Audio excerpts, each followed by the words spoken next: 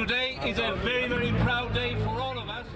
Union President Victor Gonzalez told GBC the Gibraltar NASUWT had given the government a deadline by which to table a counter-offer to its claim, which has not been met.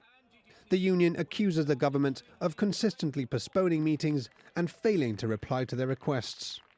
The teachers are extremely frustrated. I've been trying to sort of create a happy medium between the government and the members have been warning me that this was going to happen. Our pay claim is based mainly on the Jersey model.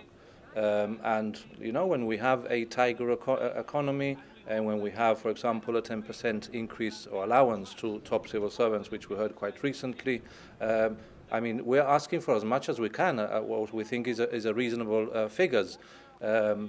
Of course, we will listen to a counter-proposal, and this is actually where we haven't got here yet, and this is the issue.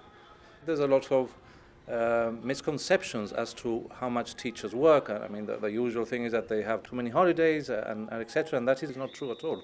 Teachers work a very intensive day's work, and they don't finish at 3:30 like people think, and they do work during holidays as well. For example, top civil servants work, somebody like the Chief Secretary who gets over £160,000 a year. I mean, a 10% is obviously a lot more than for a starting teacher whose starting salary is £25,000. So it's all relative. I mean, percentages you can play about with figures and numbers. When you get a government that is able to have these construction miracles of producing schools by the year, surely they could have also looked at our pay claim, which is going to be come up to a year in June. For his part, the Chief Minister says the issue is a complex one which cannot be rushed. He asks that teachers not take any rash measures and says the government will present a counter-offer by early June. This is a massive claim. You've got to understand, parts of this claim are for a pay increase of 46%. 46% on the starting salary of a teacher. A pay rise of up to 66% in a 7-year period. Now that's a massive pay increase. It's got to require a careful consideration. That's why we've wanted to involve PwC, and we are saying that it is possible to reach a mutually beneficial arrangement, but it requires a lot of detail and a lot of hard work. So I expect that doing this work diligently and with the involvement of PwC, in which I urge the union to continue to involve itself so that we can resolve matters even more quickly, we should be able to have an answer by early June. So what I'm calling for is for restraint, I'm calling for reasonableness and for responsibility from teachers. I really understand how much they believe that this claim is something that needs to be progressed.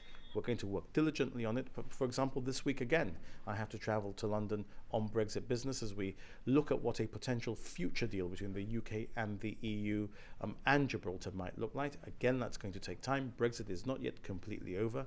PwC are in London. I'm going to be meeting them on these issues. We're going to continue working, but it's impossible to accelerate this work simply because teachers are going to be on industrial action. That's why I think it is reasonable to ask teachers to give me the time to be able to come up with a serious counter-offer, not just horse trade. This is not you say 46, I say 2, and we end up somehow at 23. That's not a serious way to do business. This is a claim that has potential consequences in the rest of the public sector.